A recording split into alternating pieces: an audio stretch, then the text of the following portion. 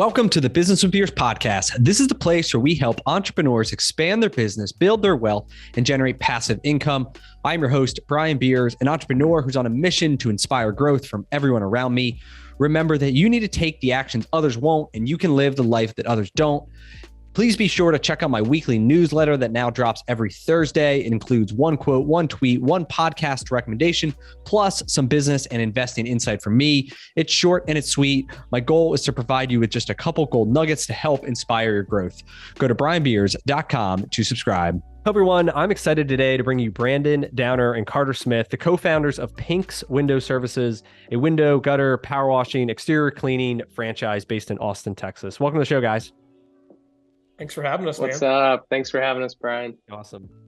I love the look. Like, so if people find you online, you got the, no, Carter, you shaved yours, but you got these 70s mustaches, the big collars.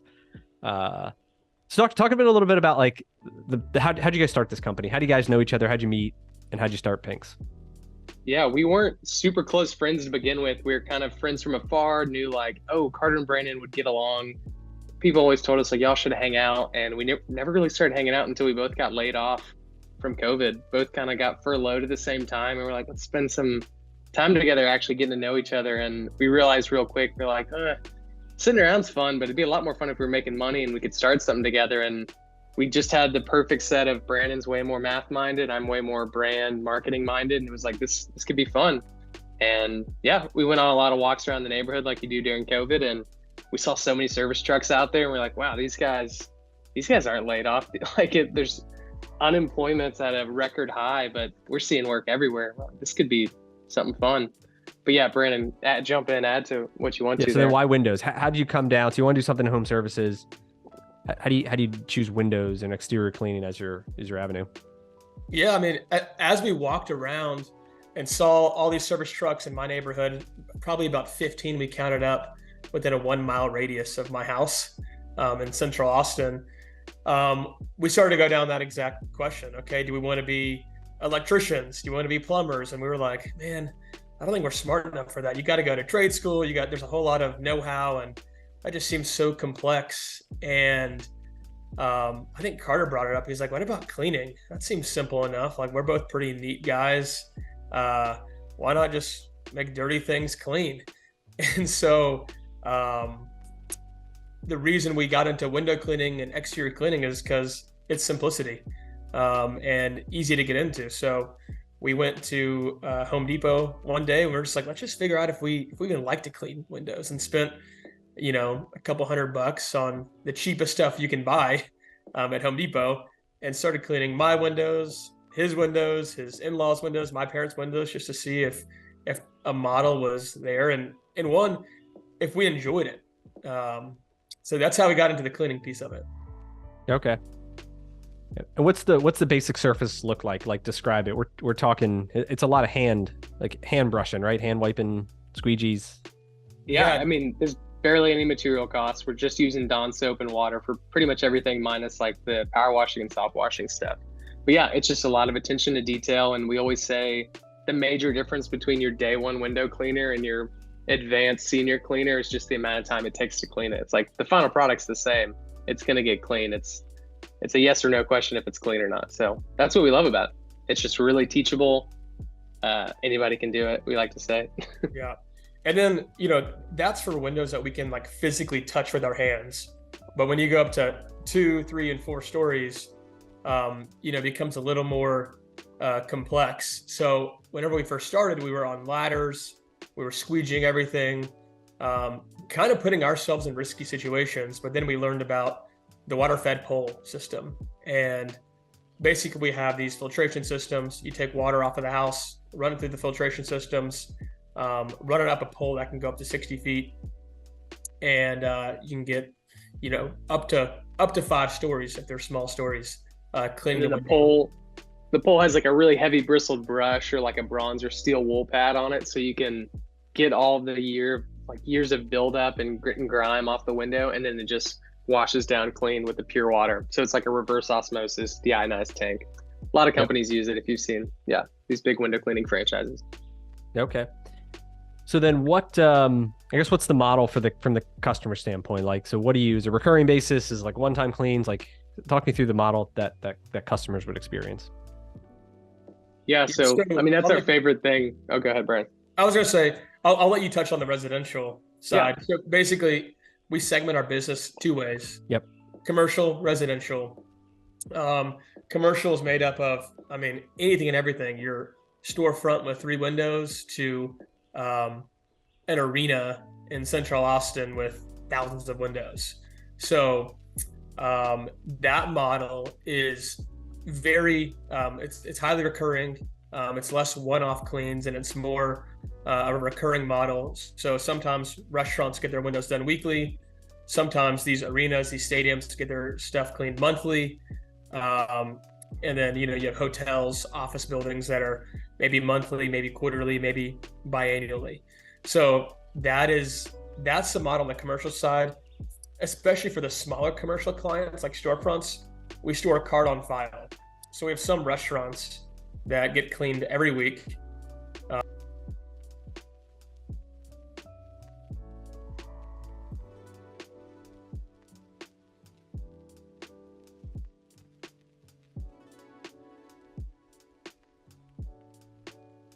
Yeah. Just to add to that, just trying to make it as easy for the customers to check out with us. And so we kind of will lay out a plan for different commercial clients of like, hey, obviously the more frequent we're there, the bigger discount you get.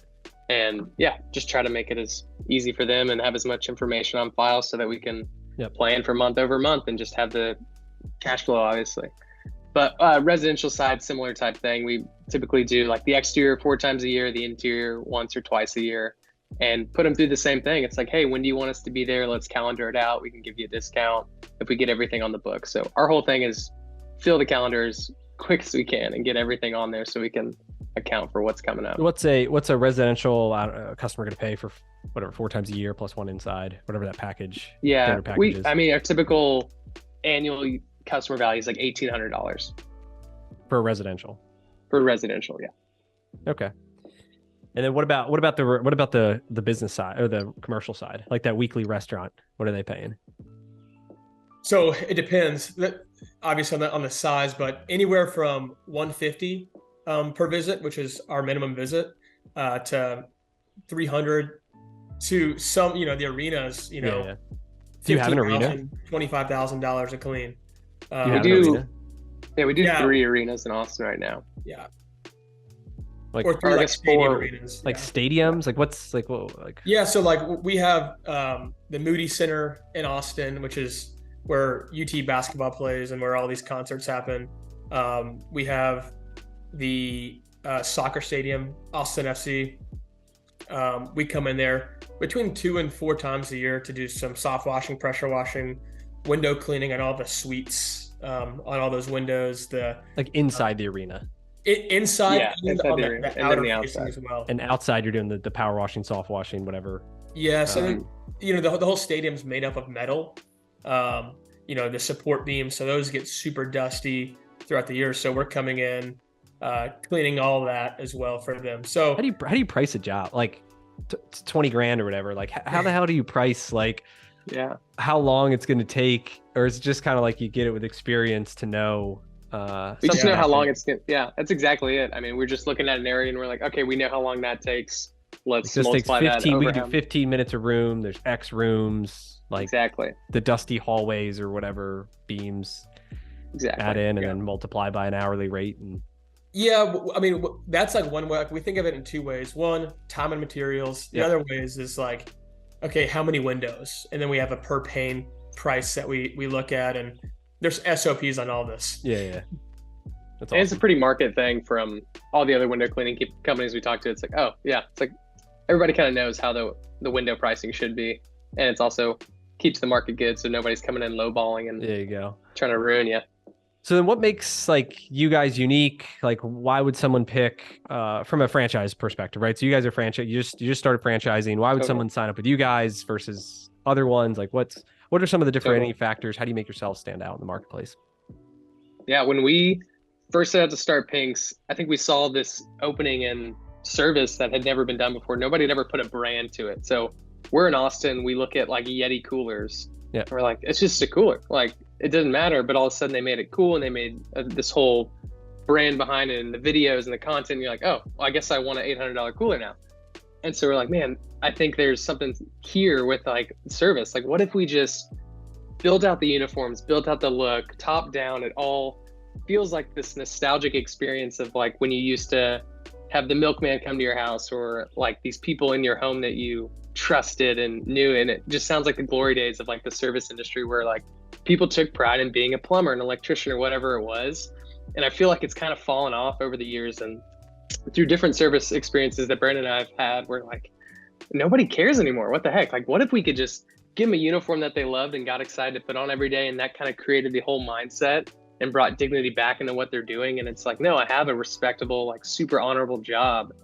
And that was kind of the build out. But the value add behind the franchise is like, man, you get all of this, you get this leadership. And what we're trying to do with raising up technicians and leads is like build something so much more than just, oh, you have a 9 to 5, a way to work. It's like, no, we're putting purpose in what you're doing. We're giving you work ethic and a whole mindset that you should be able to carry on through the rest of your life. Almost like the Chick-fil-A model of like, man, you want to go hire that high school kid that's chasing down someone to give their straw like that they forgot. And you're like, there's something they're doing there. And a lot of what we're doing is kind of built on the backbone of that. But yeah, Brandon, feel free. Yeah, I would, to add on that, like what makes us different is, you know, I think the whole brand, top to bottom. You go to our website, you go to our Instagram page, and I encourage, if you're listening, to go check it out. You know, all of our competition, when you look on their socials, they're posting before and after pictures of a dirty window and now it's clean. Yeah. And maybe there's, you know, 3 to 7 likes on that picture. Our strategy is totally different, because we have this fundamental belief that your everyday, you know, customer scrolling Instagram, they don't really care about a before and after picture. Rather, we want to create engaging, fun content that gets people interested in window cleaning. So it's kind of a backwards approach. Let's get them engaged. Let's have fun with it. Let's have this brand. We sell all of our merch on our website, which is good for SEO. But I mean, there's thousands of these hats all over the country. These hats have been sold on Huckberry, the online men's retail site. It's going to be featured in a movie. Yeah, we did like 30,000 in merch last year, so it just like helped pay for our lunches, and yeah, it's just like a whole little add-on. Yeah, because that's like a big part for you guys. That is that brand. Like I commented in the beginning, like the '70s look and the white shirts and the pink and the brown old school vehicles. Like you said, the Milkman-esque kind of feel. Like, I mean, you guys nailed it. That's why we chose like pinks for it to be different. Is like, it's not just South Texas window guys or something. It's like, oh, it's identifying a color. You drive by and you see these guys that are dressed up doing manual labor, and you're like, this is kind of weird. What's going on here? I don't know what it is, but like, I'm remembering it. I'm trying to engage with it. And so we're like, man, if we can just give people a second take and a reason to be like, why? What are these guys doing? Because we'll walk up and down, like South Congress is our big strip where we do a bunch of our commercial recurring work. And people are like, are y'all strippers? Like, what do y'all do? And it's like, it throws people off. We're like, that's it. That's all we want to do is just make people ask the question of like, what is this? Okay, cool. And then they look it up. And then how do you see so that's easy for you guys to do in Austin or whatever. It's like the LaFeel. Like, what's your plan to be able to like scale this across the country and get other people to be brand ambassadors of yours in Florida and California and New York and Chicago and Philly and anywhere else? Mm-hmm. We think that this look, this brand, this feel, we think it's timeless, and we think it's universal. And this is just based on like some of the data we have with our hat sales and shirts, socks, all that. Like people want to engage with a fun brand. And two, I think you want to, like, we have the systems built out with a good service to match that. So like showing up on time and having a service company do what they say they're going to do. We don't believe that's unique to our market. We believe that scales across every market and probably in the world. People to show up and do good work, be proud of the work, be proud of the company that they work for. And so, that's. And then, a company with that, partnering with Resi Brands and just getting all the systems that they have locked in. It's like Brandon and I kind of looked at franchising honestly way too soon. Like within a year, we're like, man, what would the future? How could we do this? And we went down the rabbit hole, and it's just like we're not equipped. We kind of knew we didn't want that job down the road of like what it looks like to run all these different territories and just be these master, I guess, sales guys. And so we saw what Resi Brands had done. We met with Steven, and at first we were like, the brands are a little different. I don't know if this will ever work. But then we went out to Round Rock and met their team and experienced the whole, just the flow of everything and how competent everybody was. And they were excited to be there and just had incredible answers. And we're like, what? It felt like the Truman Show. It was like they were trying to sell us on something, and everybody had just the perfect thing to say. I was like, this is so dialed in. And the call center, in-house marketing, we're like, this is kind of a no-brainer of getting to partner with these guys. And they've just grown That One Painter so quickly and proficiently, and talking to their franchisees and how excited they are. It's like, oh yeah, yep, we can do this. Yeah, and so for those people that don't know, Resi Brands, the parent company from That One Painter. It's the fastest growing painting company in the country, almost 100 units now in less than 2.5 years in franchising. And like I said, in-house creative, in-house marketing, all the leads flow to a call center. Great leadership team, great systems. And so the pictures for you guys to like, you're partnering with them, right? So then you plug into everything they've already created, right? Which is all that. It's just then you guys are the industry experts to come in and instead of the widget painting, it's the widget window cleaning, right? Exactly. But everything else, they've already kind of built these support systems. I think that's awesome. So what's some of the like unit economics look like? Like talking about your sales, like what did you guys do the first year? What did you do last year? Like talking about the growth. Yeah, the first year when Carter and I started this thing, it was totally ragtag. We were in a 2004 Chevy Tahoe, unbranded. Yep. It was his high school car that his parents let us borrow to start this business. But that first year, I believe we did $225,000 of revenue, and that came 2020. That was 2020. That was 2020. Yep. And that came from straight hustle, and there's two guys in a truck. Yep. Yeah, exactly. And us, family, friends, going down South Congress, hitting every storefront, every restaurant that we personally liked and we wanted, good deals at, knocking on their doors, seeing if we could clean their windows. Year two, was it 400 something thousand? And then 2022, we did $750,000. That's amongst 3 vans. So it's our belief, like the unit economics is, one van can do between $250,000 and $300,000 in revenue. Yep. And that's 2 employees. How many employees you have? We have 8 employees, so like 6 full-time guys, a couple floaters, and then sometimes we'll sell a massive job and we'll subcontract it out. Yep. Just some temp guys, yeah.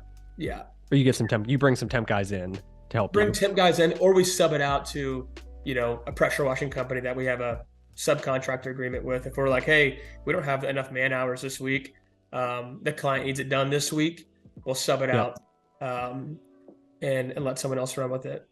Okay, awesome. So roughly two guys a van, like that's what the crew is. So they go to go on site. A lead and a tech in the van. That's it. Yep. And then how big do you guys cover? Like what's your like population area? Is it all of Austin that you guys cover, or is that like a smaller portion of it?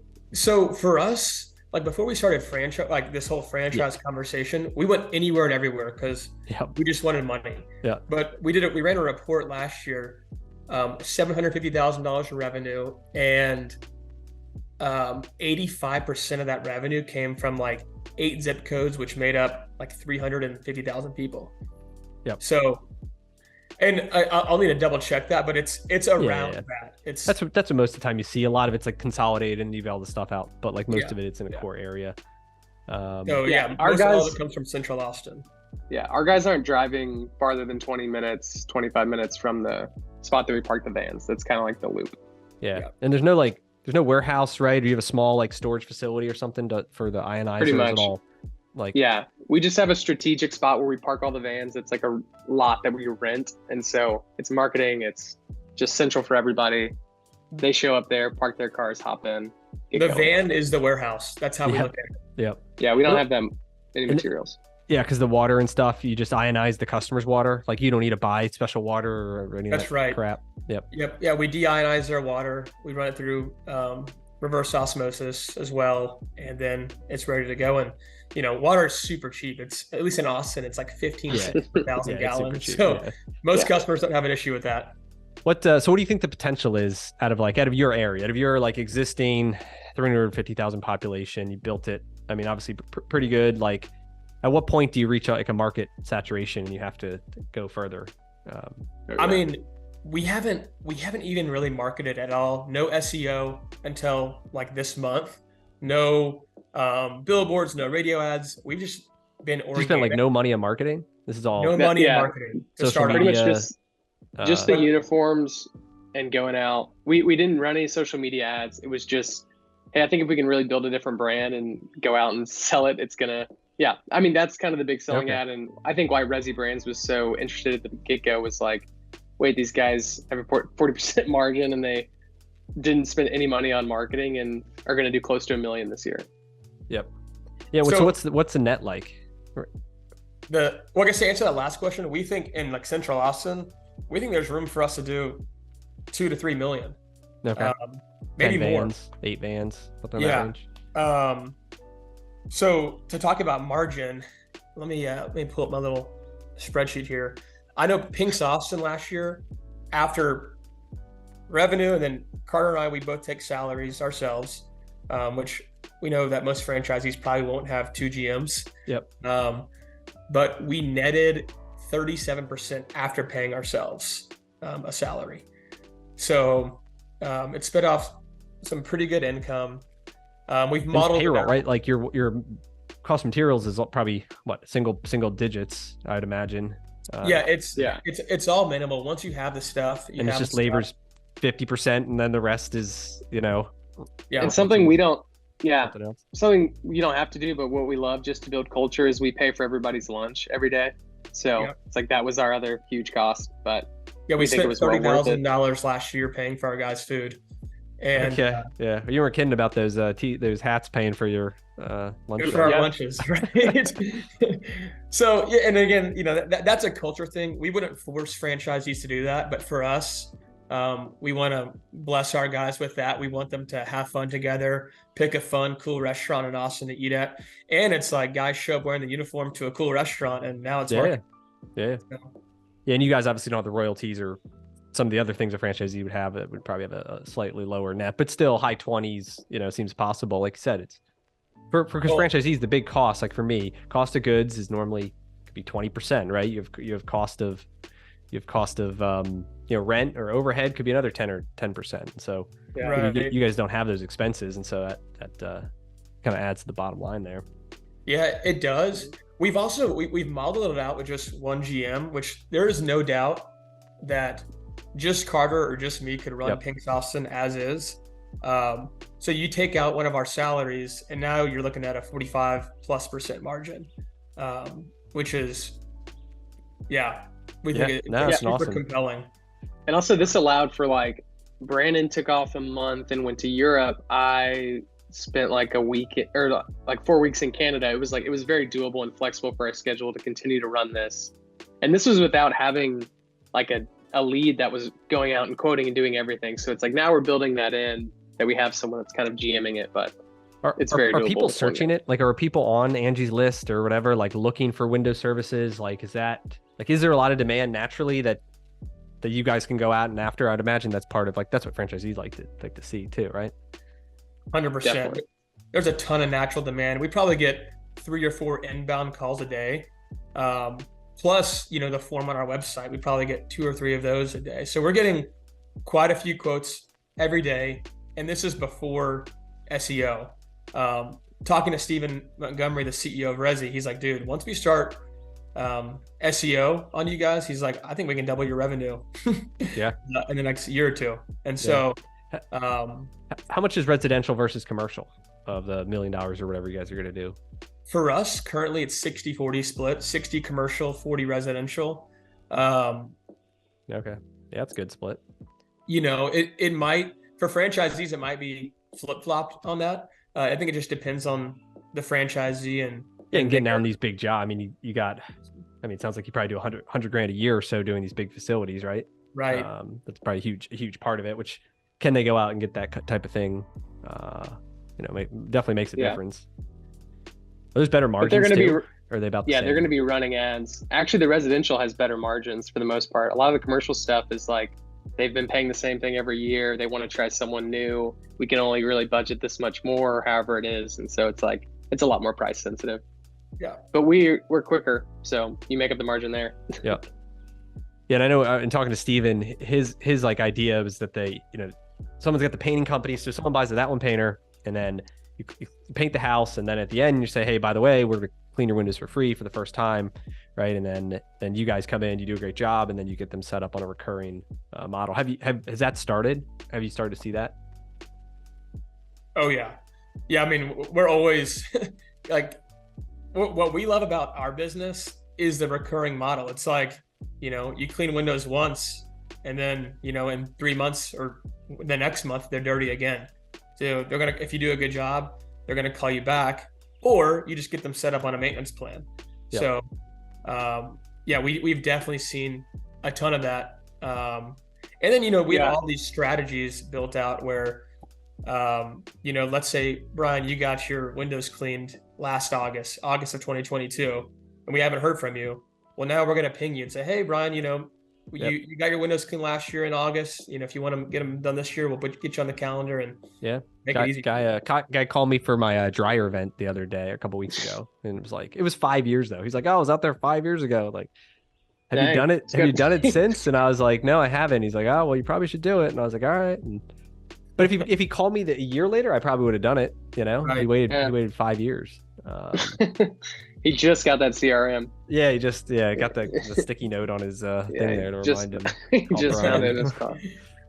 But yeah, like you were saying about the T1P thing, it's like that's going to be such a huge value add, and we really felt it once Resi announced it. They were like, hey, every time stuff's painted or like in your community, the amount of like just overlap marketing is like, hey, we have a new sister company, Pinks. And so we've just been fielding a lot of T1P owners and just be like, okay, how can I roll out Pinks in my territory? Yep. So it's been a lot of it. What do you see it in colder climates? So I'm in Philly. It's below freezing. Maybe 1 month, 2 months. I don't know. It's kind of like hit or miss. Depends on the weather. Can you not clean windows below freezing, or like how do you guys plan on which franchisees expect?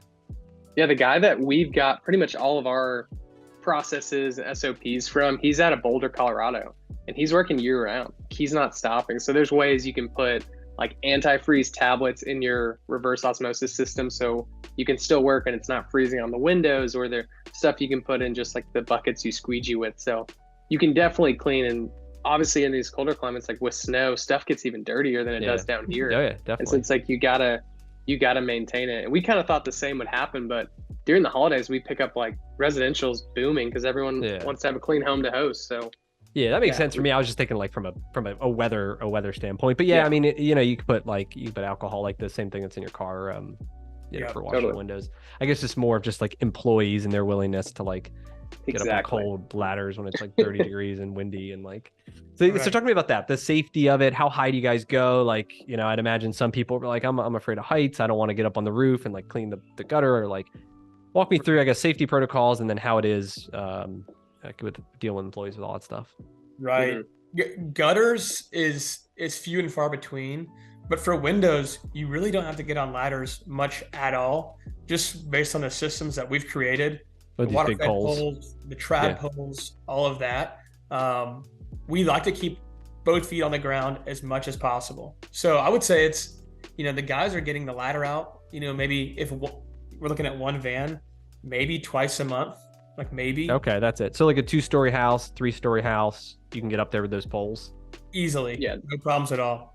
The only time they're using the ladder is really like detailed work if like, oh, there's a rust stain and you need to get on it, which is so rare. So that's the only reason we really have them on there. And you're doing nothing in the high rises or whatever, right? Like no high rise. Not touching any of that stuff. We'll max out at 5 stories.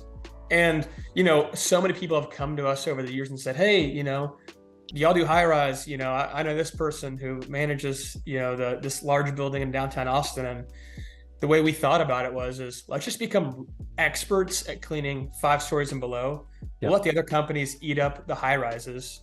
And at least in Austin, and I think most cities, you look around and the high rises get all the attention because they're massive, but they only make up about 5% of the buildings in the metro. So we'll say, we'll let someone else have the 5%. We'll eat up the 95%. Yep. Yeah, that makes sense. What about the inside employees? I know you guys are doing a lot of like culture stuff. Like, do you feel you have to do that in order to retain people? Like, is it a harder job to hire and retain? And I think the brand does a lot of that. Yeah, I think the brand does a lot of that for us. Like, we just constantly have inquiries if there's spots open from younger guys, from people that have like are doing the service industry, the coffee shop thing. But yeah, the culture is fun, and it's one thing to look at it on Instagram and be like, wow, these guys are really like, this is the coolest thing ever. But at the end of the day, it's hard work, and that's what we're trying to convey to everyone is like, this is so good for you to get up early in the morning, get out there, like do something valuable and meaningful, and just building that into young people's life is like all we're trying to do. Yeah. And just like with the brand, I mean, Carter alluded to it, but like right now we have 15 guys in our pipeline that have filled out our careers application online that want to work for Pinks, and we wish we could hire them all, but you know, we're not that busy yet. it's a great problem to have. And 2 years ago, whenever people were talking about labor, it's so hard to find good guys, so hard to find good people. We never had that issue. Our pipeline of talent was always full, and I think a lot of it had to do with the brand. Yep. We've only had one person leave. Yeah, we've only had one person leave over the 3 years we've been around. We've only been growing, and everybody we've taken on has stuck with us. And the one guy left to go be a firefighter, so I think he just really liked ladders. There you go. What do they make? What does an average guy start? What does he make an hour? Yeah, 18 to 27. Okay. Plus tips, plus commission, and you get your lunch paid for every day, up to 15. Yeah, we've talked to a lot of other service companies, and especially window cleaning. It doesn't sound like anybody's doing the commission model, so I hope we're not just like revealing a secret here. But it's just been so awesome for our guys to go out and sell. Like, once, let's say they get done with the job early, we have this thing called the 230 rule. It's like, all right, your 2 jobs for the day, or however much work you just generated or did. It's like, you got a little time before you go back to the vans. Hey, go sell. Like, you got flyers, business cards, go pop around these storefronts, and whatever you sell, you get 10% of. And so for a lot of our guys, it's just like mailbox money. Like, they have $200-$300 every month that just work we do that they went out and sold. Okay. And they get that recurring at 10% if it's a recurring job? Yeah. That's pretty good. And then so what's payroll at the end of the day? Like more than 50% then? If you take our salaries out. Yeah, take your salaries out. A lot lower. Okay. 20 to 30%, depending on the month, depending on the jobs. It's good. Yeah, no, that's and to pay him well. I mean, to have a $22-$23 an hour. Yep. And we're in Austin, where anybody can learn. Right? Rent's crazy. Yeah. I mean, that's an awesome model. Cool. Any questions for me that I didn't ask, or I should have asked you? I mean, I think a big part of like why we're franchising and why we're doing this is Carter and I both come from like a corporate background, but we had cool, awesome jobs. He was working at Tecovas Boots. I was working at C3 Presents, which is live music booking, big festivals, Lollapalooza, awesome. ACL, all that. And COVID hit, and both of us liked our jobs, and but we just felt like something was missing. We didn't feel like we were firing on all cylinders. And then we got laid off, and it turned out that was one of the best things that ever happened to us. So the whole heart behind us franchising is we want to get people who are maybe working a corporate job, or maybe it's an investor who wants to, put money to work and have, 5 to 10 hours of just like meaningful time with a GM or whatever it is. And we want to get those people firing on all cylinders to own their work, own a business, have a blast, and, have something that's honestly, we believe, so different than every other service company out there. So that's our heart, is we just want to get guys that are working the 9 to 5 in the grind out of that and into owning something that they're stoked about, that they're excited to serve their community with. Yeah, that's awesome. Cool. You guys are building something cool there. I'm excited to watch it, and I think you got a great future here. Yeah. So if people want to learn more about Pinks, where should they go? pinkswindows.com. Awesome. Cool. And you can follow us at Pinks Windows on Instagram. Cool. And if anybody's interested in talking to these guys, just let me know. I can get you hooked up as well, and provide some support tools too. So cool. It's nice meeting you guys, and yeah, we'll be chatting. Heck Good yeah. deal, Brian. Thanks, Thank you, Brian. sir. Take care, man. That's all we got for this episode with the Business with Beers podcast. One thing that would really help both us and other new potential listeners is to rate the show and leave a comment in iTunes, Stitcher, wherever you listen. Also, make sure to link up with me on your preferred social media platforms, LinkedIn, Instagram, Twitter, Facebook. You can find all my links at brianbeers.com. Please just share the podcast with anyone who you think might enjoy it. And until next time, remember to take the actions others won't, to live the life that others don't.